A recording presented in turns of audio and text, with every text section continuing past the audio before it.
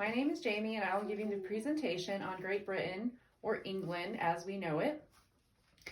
England is an island with a cooler climate and it is currently ruled by a monarchy. Until recently, it had open borders and allowed many immigrants from Eastern Europe and the Middle East. One of the main points I'd like to point out is that it is an island, and it is a small island with a population of 66 million people.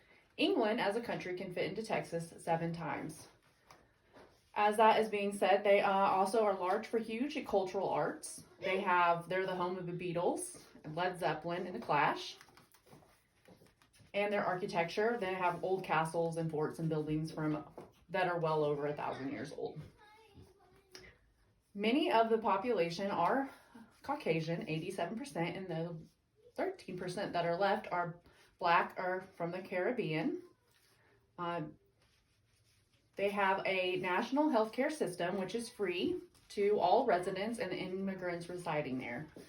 That means that it is operated and funded by the government. Right now, they are currently experiencing a nursing shortage, so they rely on immigration from other countries to fill their nursing positions. This creates a very broad culture for the nurses as well as the patients that they're taking care of. So the British nurse has to be prepared on how to deal with nurses coming from different cultures. A lot of the things in some of the different countries that immigrate in is different from how the British think and believe. Most of their religion is the Church of England, and that is the largest practicing, but with the surgence of immigrants from the Middle East, there is a lot of Muslim coming into the country. Their primary source of food is red meat and root vegetables, and they love to drink tea. Tea has been imported from China since the 1600s, and it has been proven actually to help their population with their high incidence of cardiovascular disease. Black tea reduces cholesterol as well as high blood pressure. The healthcare system actually sees about 35 million patients a day, and their hospital facilities aren't even really large enough to handle that mass amount of patients. They are working on getting TB out of the country or making it less, and more people they're educating more about it. So a lot of their services are going towards educating against TB prevention and how it spread, and making sure that people are seeking treatment for the disease.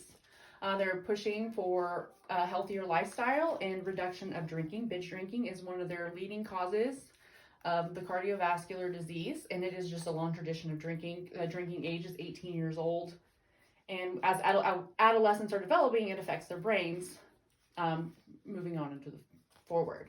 Tobacco use is also largely practiced in the United Kingdom, and they're also working on getting rid of that as well.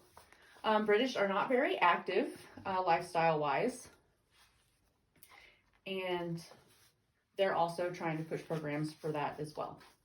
A lot of the lower income communities are being pushed to vaccinate their children. They do have vaccinations available to them, mostly for childhood diseases, mumps, measles, rubella, and chickenpox.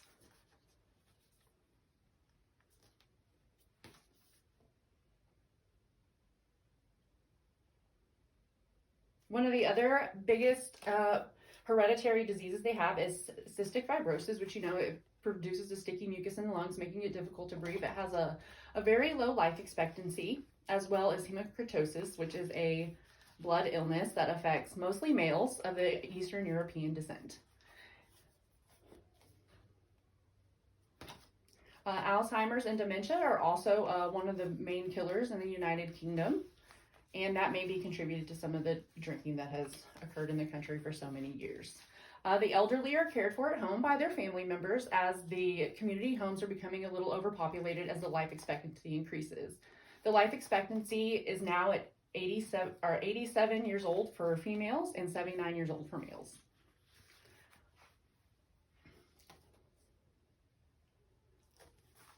They have what they call tea, and that is consistent of their lunch and dinner. Lunch is usually is called tea, and then dinner is high tea, and that's usually a larger meal, and they usually have like a roast and carrots